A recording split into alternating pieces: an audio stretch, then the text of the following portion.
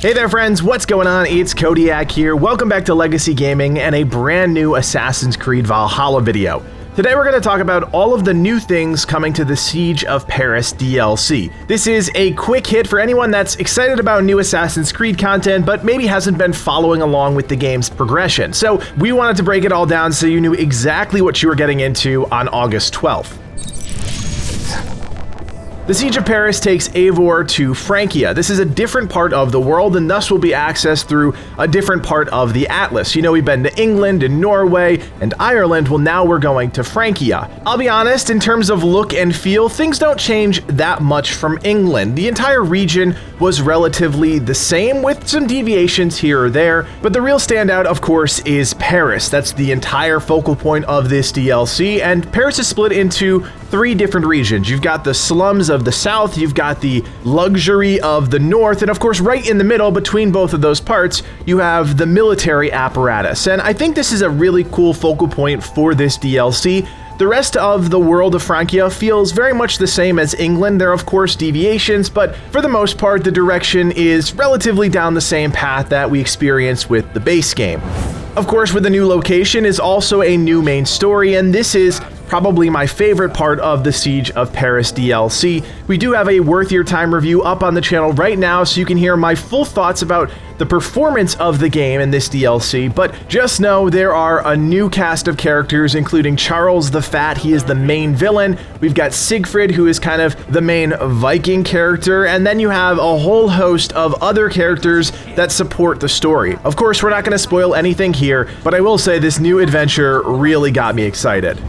In terms of new features, we have the Rebel missions. This is a series of quests that Eivor can pick up one at a time, go off to a part of Francia, do the quest, come back, and get some special currency. That special currency can be used to pick up some items, including a new set, the Reaper set, and some runes. The Rebel missions also feature resistance fighters that tag along for each of these missions. You can upgrade them, they'll help you out in battle, making it even easier to complete these missions, which means more currency, which means faster rewards, all that good stuff. Similar to Wrath of the Druids, there is a level up system within this mini system called Infamy. As you do these missions, you'll eventually level up your Infamy until you max it out at rank 4.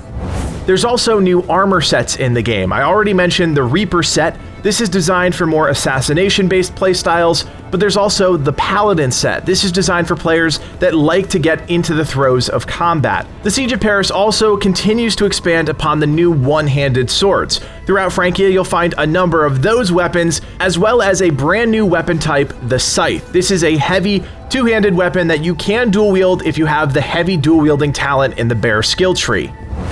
If you like new abilities, there are 3 new ones in the game, including Golden Flame, which allows you to plant a bomb on an enemy and then when upgraded, push them towards other enemies as they explode. There's also a new ability called Plague of Rats, which allows you to shoot an arrow and call in a swarm of bloodthirsty rats that will most likely kill any enemies caught in their wake. And finally, you have Ghoul's Breath, which allows you to basically poison an enemy so much they get sick and other enemies run away in fear. 3 really different and unique abilities added into the game, and I think a lot of people are going to enjoy just trying something different in their playstyle. I mentioned rats before in that Plague of Rats ability. Well, rats are also a big part of the dungeon crawling or underground maneuvering in the Siege of Paris. You'll notice that hordes of rats are swarming in the gutters and sewers of Francia, and you have to deal with them. You can't kill them outright, but if you swing your weapon, you can kind of corral them into a sewer grate. This will allow you to move freely for a limited period of time before they come back. There's also a brand new enemy type in the game, the Heavy Cavalry. These guys are a true force to be reckoned with. They have massive spears, they'll charge at you from horseback, and occasionally they'll actually shoot arrows at you. The thing about these guys is that it's really hard to missile reverse them because most of the time when you throw the missile, they've already moved, so you have to deal with them in other ways. They do have weak points, so you can hit them, knock them off their horse, and get a clean kill, but for the most part, they're a real challenge, and depending on what difficulty and level scaling you use, these could be a major thorn in your side. Since I just mentioned it, I also want to talk about that new power level scaling. This basically makes all of the content relevant to you no matter what your power level is. I played the entire Siege of Paris DLC at the default power level scaling, and I really enjoyed it because I wasn't rolling over content, I was challenged by it. You can check out all of the level scaling options in the main menu. There are a number of different settings that make content a little bit harder, a lot harder, and then extremely hard. So definitely give that a check before you dive into this new content, and I promise you, you will enjoy the Siege of Paris that much more because of it. Finally, the last new thing added into the Siege of Paris DLC is a brand new legendary weapon. This has been leaked and teased on multiple YouTube channels. I made the conscious decision to not focus on any leaks before the Siege of Paris launch, so I was surprised by the content. And I'll just say this, I'm not going to spoil it for you guys. We will have a video on the channel teaching you how to get this weapon quickly without wasting your time with a 15-minute video. We even created a handy map for it. But for now, all I'll say is this: Charlemagne.